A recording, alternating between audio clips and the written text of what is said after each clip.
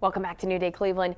Okay, these are low maintenance ways to add a little life to your home decor. We have Katie Cutshaw here from Elsewhere Botanicals. It is good to have you here. Thanks, Natalie. I love being here. So you basically, you create living art. Yes. You really do. Mm-hmm.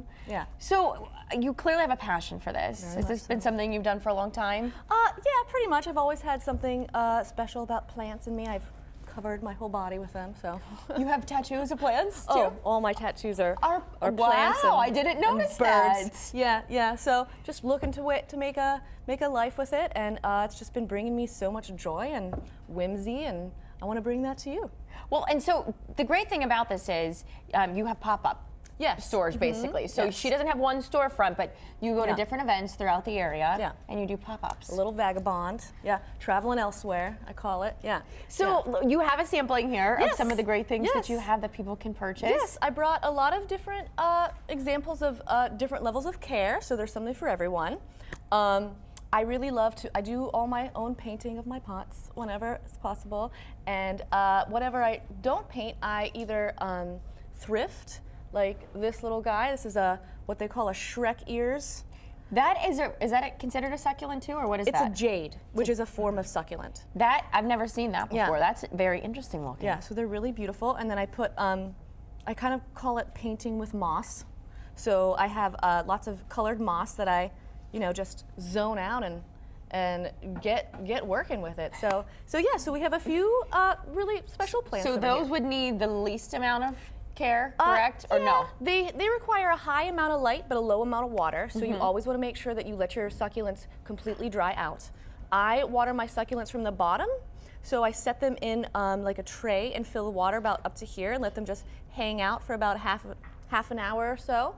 And I only water them about like once every 2 weeks or so. Yeah, but they highlight south-facing window. And they'll really love flourish. Yes, they'll flourish. Now I see some of these little ones. What are these considered down here? These are air plants. So is that what you have on your neck too? So she really has created living art here. Yeah. She has a necklace, and that's a living plant. Yeah, and little some little crystals on there too. How do you keep that alive? So you mist them every day because air plants have these little follicles and little hairs, so they collect moisture from the air, and that's how they feed themselves. And so misting them every day, giving them a nice amount of light, and then once a week they all get a bath. All my air plants get a bath once a week. They get a bath. Well, see, I love it because we're giving it almost a human characteristic. Yes. And she does that with her plants. So can we just use one of these for an example of this? This is one of my favorites. Yes, this is a rubber plant. It's my little baby girl. She's a variegated rubber plant.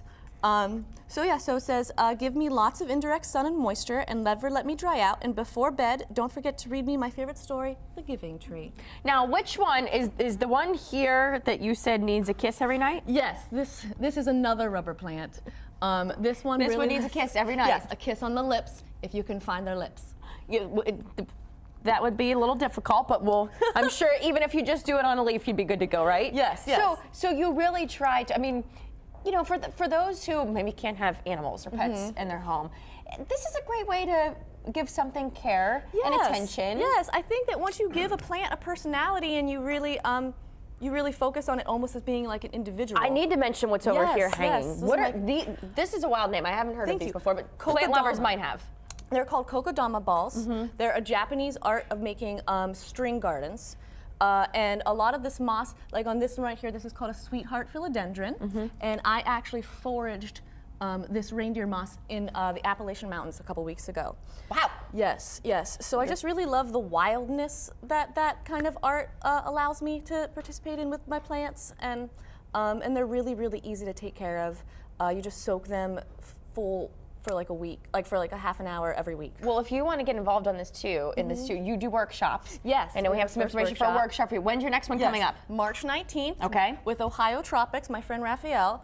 He's an expert, so he's going to be coming in talking about moth orchids and snake plants.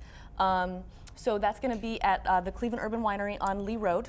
And tickets are on sale on my website. And also you can check out their Facebook page right there. And she's also on Instagram. Yes, elsewhere_botanicals. So Instagram and Facebook, check them out. Yes. Very interesting. Thank you so much for coming in. Thank It's a pleasure you, Natalie. meeting you, Katie.